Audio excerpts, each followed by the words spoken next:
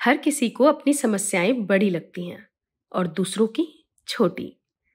मगर जिस दिन आप दूसरों की समस्याओं को बड़ी समझने लगोगे तो अपनी समस्या खुद ब खुद छोटी लगने लगेगी। दोस्तों, मैं हूं सपना जैन। जील जिंदगी विद सैप के जरिए मैं आप सभी के साथ जुड़ती हूं और कुछ ऐसे हल्के फुल्के नजरिए के बारे में डिस्कस करती हूं जो सुनने में तो बड़े नॉर्मल से लगते हैं, लेकिन अगर आप उन्हें असल जिंदगी में उतार लोगे तो आपको वो बहुत इफेक्टिव नजर आएंगे। अक्सर हमारी फितरत में होता है कि हम अपनी प्रॉब्लम को सर पर चढ़ा लेते हैं और हर दूसरा इंसान हमें सुखी लगता है। असल में ये सिर्फ स्टेट ऑफ माइंड है।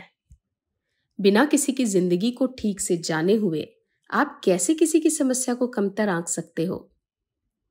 अब इसका मतलब ये कतई नहीं है कि आपको हर किसी की जिंदगी में झांकने की जरूरत है। असल में जरूरत बस इतनी है कि हर दूसरे इंसान की समस्या को भी उतना ही बड़ा समझना जितना हमने अपनी समस्या को बना रखा है। और हाँ, कभी कभी तो सिर्फ समस्या को ही बड़ा नहीं बनाया है, बल्कि नॉर्मल सी बात को समस्या बना रखा है। अगर आप ध्यान से अपनी समस्या का विश्लेषण करोगे तो आपको पता चलेगा कि काफी समस्या जो दिख रही हैं वो वाकई समस्या है ही नहीं, बल्कि कुछ ऐसे मुद्दे हैं जिनको समस्या समझे बगैर भी सही किया जा सकता है। तो जब ऐसा हो सकता है तो क्यों ना सबके सामने अपनी समस्या को गाए बगैर अपनी समस्या सिर्फ अपने साथ बैठकर सोची जाए कि कहीं ऐसा तो नहीं कि ये समस्या कोई बड़ी परेशानी ना होकर सिर्फ दिमाग की एक उपज है। और अगर अपने दिमाग की इस उपज को अपने दिमाग से उखाड़ फेंकें तो वो समस्या के रूप में पनप ही नहीं पाएगी।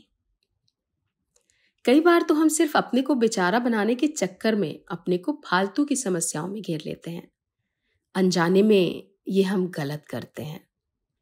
बजाय अपनी परेशानियों के दूसरों की समस्याओं पर गौर करें तो आप अपने आप को बहुत ही सुखी कंडीशन में पाएंगे।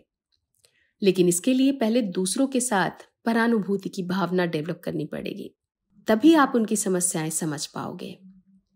मेरा ये पॉडकास्ट जील जिंदगी विद सैप को सुनकर अगर आपके अंदर भी एम्पैथी की भावना जन्म लेने लगे तो मेरा मकसद इस पॉडकास्ट को करने का पूरा हो जाए।